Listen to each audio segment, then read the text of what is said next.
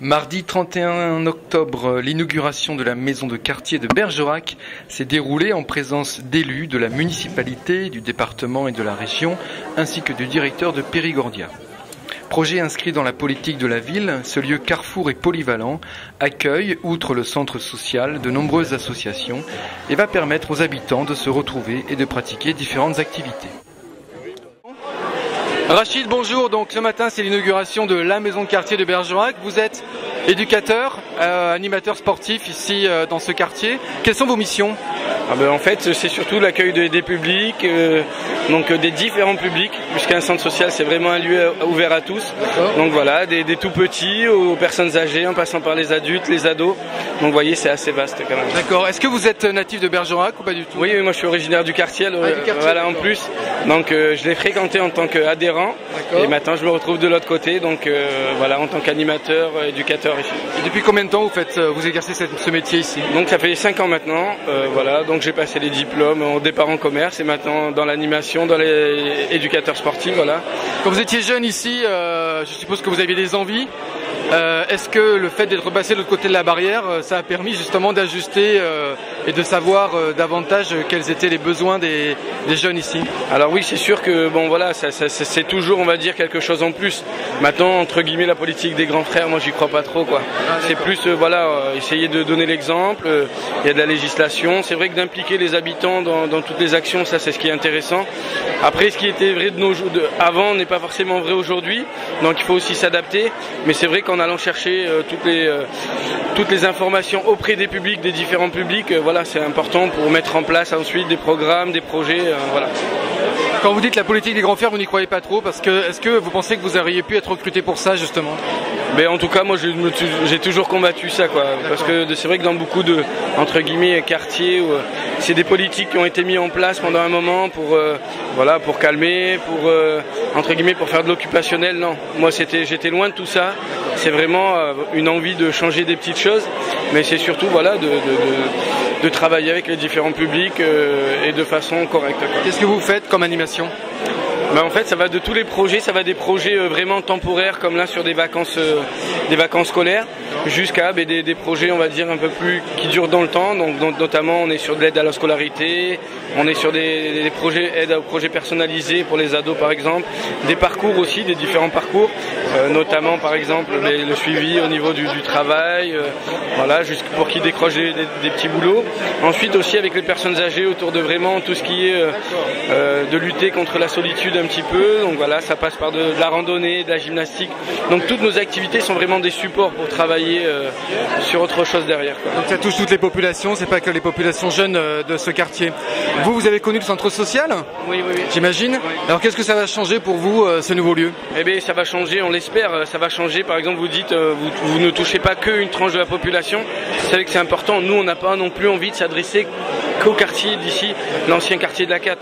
Donc là, la maison de quartier, elle est aussi dans un vaste programme de rénovation urbaine.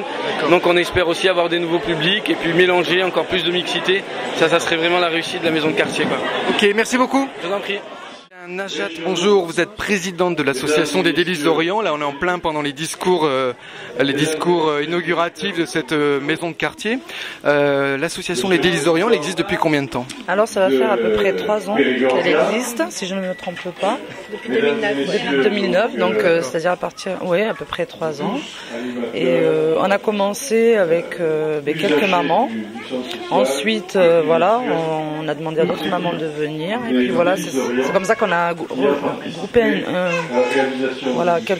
quelques mamans du quartier. Hein. C'est que des mamans du quartier. Voilà. Et on a formé une association. On a décidé de former une association. Alors ça consiste, on fait des repas.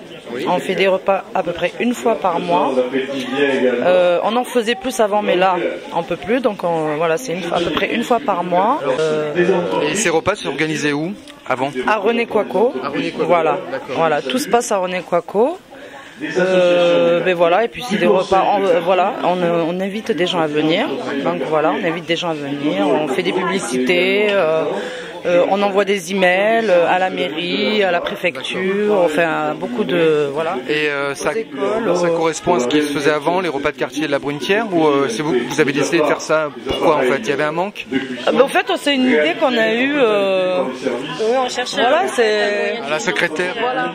Tout à fait, voilà. Bonjour à tous. Donc, on cherchait un moyen de financer nos projets et on s'est dit que la meilleure façon de le faire, c'était d'utiliser le savoir-faire de nos adhérentes, qui est justement la partie cuisine. Voilà. Donc, la présidente doit peut-être répondre. Quel type de projet vous financez en fait? Alors, on essaye de partir en fait en voyage. D'accord. Alors l'année dernière par exemple on est parti 3 jours à Port Aventura. Voilà, c'était une expérience super. Donc voilà, notre objectif à nous, c'est de récolter des sous, des fonds pour faire partir des familles qui n'ont pas les moyens justement d'aller en vacances ou de découvrir comme Euro Disney, comme ils n'ont jamais vu, enfin pour les enfants surtout. Donc voilà, c'est vraiment pour financer aux personnes qui n'ont pas les moyens de partir. Voilà. Donc c'est notre objectif à nous, c'est vraiment de récolter les sous, des fonds, en faisant des repas, en faisant des gâteaux, en faisant des manifestations. Donc voilà, pour faire partir des familles en vacances. Vous avez vécu ici, vous, dans le quartier? Oui. Donc vous avez vécu l'évolution, les grands changements. Comment vous l'avez vécu ce changement? Moi j'ai très bien vécu. J'ai grandi ici toute ma vie. Mes parents ont déménagé, je suis encore là, la preuve. Ouais, j'ai du mal à quitter mon quartier au fait. Donc voilà et j'adore mon quartier. C'est voilà. J'ai vu les gens évoluer, j'ai vu les enfants grandir. On a beaucoup grandi, on a pris des personnalités différentes. Voilà, ce qui fait notre force, ce qui fait la force du quartier. Voilà, c'est ça. Donc, merci beaucoup. Je vous en prie, avec plaisir. Merci beaucoup. Merci beaucoup et à bientôt. À bientôt. Merci beaucoup. Au revoir, bonne journée. Bon, Dominique Rousseau, à propos de cette nouvelle maison de quartier, quartier nord de Bergerac, vous prononcez le mot de carrefour. Est-ce que c'est le mot qui résume tout? Bien sûr, c'est le mot qui résume tout.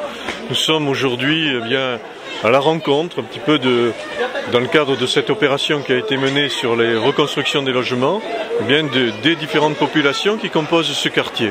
Donc intergénérationnel, une mixité sociale, de la diversité culturelle, et cette maison de quartier, à elle seule, vient symboliser cette rencontre-là.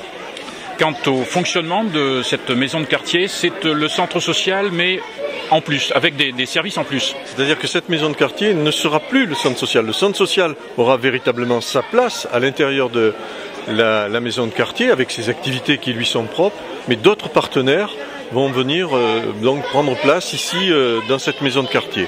Donc nous avons les services de la PMI, protection maternelle et infantile, nous aurons une bibliothèque en lien avec la médiathèque Bellegarde et nous entendons bien diffuser tout ce qui peut être de l'ordre de la lecture publique ici sur les quartiers. Donc sur le quartier, bien sûr, quartier nord, mais aussi sur le sud dans l'opération qui est menée sur les quartiers de Nayac. Donc tout ce qui peut être autour de la rencontre, la festivité, les festivités, la convivialité, mais bien sûr la danse, la culture, dans ces différentes formes, seront proposées ici dans cette maison de quartier. Géographiquement, cette maison se situe à proximité du siège d'autres associations culturelles, sportives. Est-ce qu'il y a une synergie, comme on dit aujourd'hui, qui peut s'installer? Bien sûr, une synergie qui s'installe et nous l'avons souhaité fortement, c'est une volonté. Nous avons donc une association autour du théâtre, le Melchior Théâtre ici présent, le club d'escrime ici également, et très prochainement, la salle de délibération de la future communauté d'agglomération où sera véritablement un espace de décision démocratique pour notre ville et notre territoire.